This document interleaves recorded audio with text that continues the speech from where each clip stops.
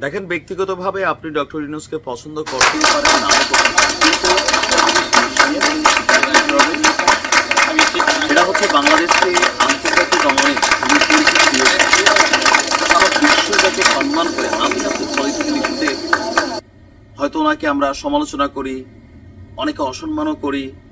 শেখ হাসিনা সুদি ইউনূস ডাকতেন, পদ্মার সেতুতে চুবাইতে চাইছেন, বিএনপির তারা মনে মনে সুদি ইউনূস ডাকছেন, কমেন্টেও ডাকছেন, সুযোগ পেলে চুবানোর প্রক্রিয়াটা আপনারাও করবেন।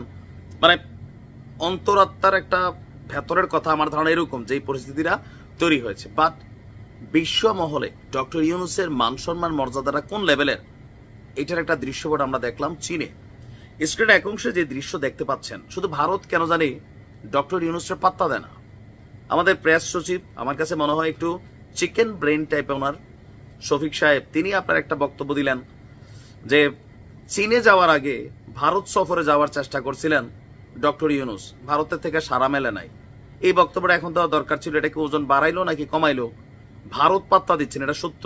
কয়েক দফা বৈঠকের চেষ্টা করছে, বাট চীন তাদের ভূ রাজনৈতিক স্বার্থে হোক, ডক্টর ইউনূসের যেই ফিগার ক্যারিয়ার সেইটার কারণে হোক, এক বিরল সম্মাননা আমরা দেখলাম যে চীন তাকে দিচ্ছে।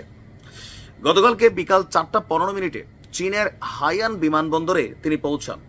তো সেখানে আমাদের প্রধান উপদেষ্টাকে স্বাগত জানিয়েছেন চীনে নিযুক্ত বাংলাদেশের যেই রাষ্ট্রদূত আছেন নাজমুল ইসলাম, এবং হাইয়ান প্রদেশ যেখানে তিনি গিয়েছেন চীনের, সেই প্রদেশের ভাইস গভর্নর খিউন গাই বো।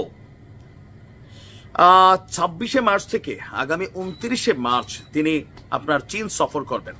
তো আমরা যদি দেখি, তো প্লেন থেকে গতকালকে নামার পরেই তাকে লাল গালিচা সংবর্ধনা দেওয়া হয়েছে, এমনকি ওই প্রদেশের খুবই গুরুত্বপূর্ণ ব্যক্তিরা তাকে রিসিভ করার জন্য সেখানে গিয়েছিলেন। এটা ভিন্ন রকম জাঁকজমকপূর্ণ, ভাল লাগছে দৃশ্যটা দেখে। তো তিনি এই সফরে আসলে কি কি করবেন, আজকে হাইনান প্রদেশে আয়োজিত বোয়াম ফোরাম ফর এশিয়ার একটা সম্মেলন আছে, সেখানে তিনি যোগ দিবেন। আর সম্মেলনের উদ্বোধনী প্লেনারি সেশনে বক্তব্য দিবেন তিনি। এছাড়া প্রধান উপদেষ্টার সাথে চীনের state councillor executive vice premier Ding জুজিয়াং এর একটা বৈঠক হবে আগামীকালকে গ্রেট হল অব দ্য পিপল।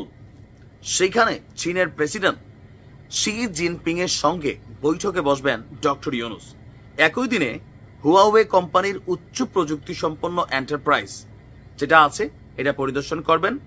এর পরের দিন 29শে মার্চ চীনের বিখ্যাত পিকিং ইউনিভার্সিটি তাকে সম্মানসূচক ডক্টরেট ডিগ্রি প্রদান করবে এবং সেখানে তিনি বক্তব্য রাখবেন। এরপরে বেজিং থেকে দিন শেষে সম্ভবত রাতের দিকে চীনের একটি বিমানে ঢাকায় ফিরে আসবেন। তো এই সফরে 6 থেকে 8টি সমঝোতা স্মারক, তারপর হচ্ছে সামরিক চুক্তি, অনেক কিছুই আমরা যতদূর শুনছি আসতে পারে। পাশাপাশি বেশ কয়েকটি প্রকল্পের অর্থায়নের জন্য বাংলাদেশকে $1 থেকে $2 বিলিয়ন ঋণ সহায়তা দিতে পারে চীন। এছাড়া মোংলা বন্দরের আধুনিকায়নে যে অর্থের দরকার সেটারও সাপোর্টিং আসতে পারে। খারাপ না, এবার দেশের জন্য যেটাই আসে খারাপ না, তবে এই টাকাগুলা যেন সঠিকভাবে কাজে লাগে। আমাদের সরকারগুলা বিদেশ থেকে প্রচুর ঋণ করে কিন্তু অর্ধেক মাইরা দেয়।